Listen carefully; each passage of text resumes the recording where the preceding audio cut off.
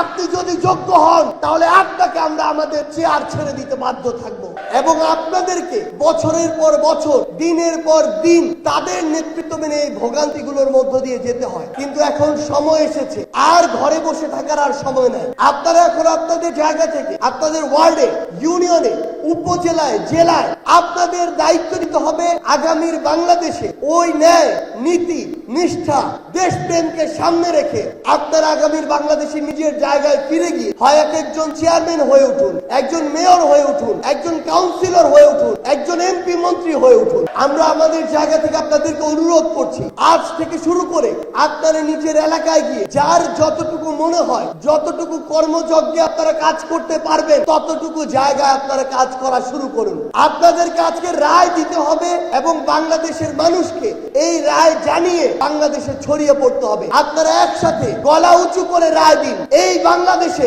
আপনারা কি আর চাঁদাবাজিকে সমর্থন করবেন? আপনারা কি আর দখলদারিত্বকে সমর্থন করবেন? আপনারা কি আর ক্ষমতার অপব্যবহারকে সমর্থন করবেন?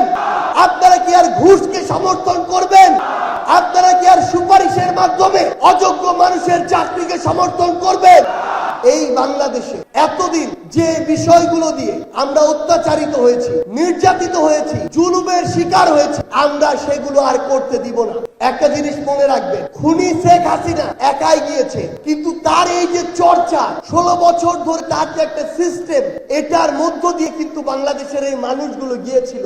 অনেকেই প্রত্যক্ষ এবং পরোক্ষভাবে এই সিস্টেমগুলো আবারও জারি রাখতে চায়। আমরা আমাদের জায়গা থেকে দেখছি অলরেডি বিভিন্ন জায়গায় এই সিস্টেমগুলো বিভিন্নভাবে আবার মানুষের সামনে আসছে।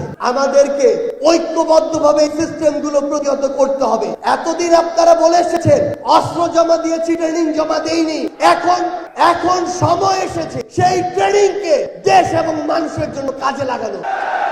যেই জায়গায় আপনারা ক্ষমতার অপব্যবহার করতে দেখবেন, আবার বিভিন্ন মানুষের এই নোংরা রাজনীতি করতে দেখবেন, সেই জায়গায় ঐক্যবদ্ধভাবে প্রতিবাদ করুন। এই অভ্যুত্থান যেদিন 5ই আগস্ট হয় সেদিন রাজপথে কোটি মানুষ ছিল, কিন্তু যেদিন শুরু হয় সেদিন হাজারো মানুষ ছিল না। সেদিন কয়েকশো মাত্র মানুষ দিয়ে ঢাকা বিশ্ববিদ্যালয়ে এই যাত্রা শুরু হয়েছিল। কিন্তু যখন আপনার সামনে ন্যায় নীতি থাকবে, দেশপ্রেম থাকবে, আপনি একটি নিষ্ঠার সাথে, সততার সাথে সামনে এগিয়ে যাবেন, তখন ধীরে ধীরে আপনার ওই 100 মানুষ থেকে হাজার মানুষ হবে, হাজার থেকে লক্ষ হবে, লক্ষ থেকে কোটি হবে। আমরা আপনাদেরকে শুধু একটা জিনিস বলি, এই অভ্যুত্থানে আমাদের বোনেরা, নারীরা রাজপথে আমাদের সামনে থেকে আমাদের এই লড়াইটাকে নিজেরা একটি অভেদ্য দেয়াল করে গড়ে তুলেছিল। আমরা বিশ্বাস করি আমাদের অবসরপ্রাপ্ত সশস্ত্র বাহিনীর সদস্যরা যদি আমাদের সাথে দাঁড়ায়, তাহলে সে অভেদ্য দেয়াল আগামীর বাংলাদেশে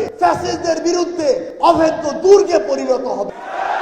আমরা আপনাদেরকে অনুরোধ করি, আগামীর বাংলাদেশে আপনারা দেশপ্রেমকে সামনে রেখে, সততাকে সামনে রেখে জনগণের সেবা করার জন্য, দেশের সেবা করার জন্য ভোটের রাজনীতিতে আসুন। এই রাজনীতি ভোটের রাজনীতি শুধু নয়, এই রাজনীতি ভোটের রাজনীতির মাধ্যমে যেন জনগণের রাজনীতি হয়। আপনাদেরকে একটা জিনিস বলি, আমরা যে রাজনৈতিক দলটি করতে যাচ্ছি, এখানে কোনো পরিবারতন্ত্র থাকবে না।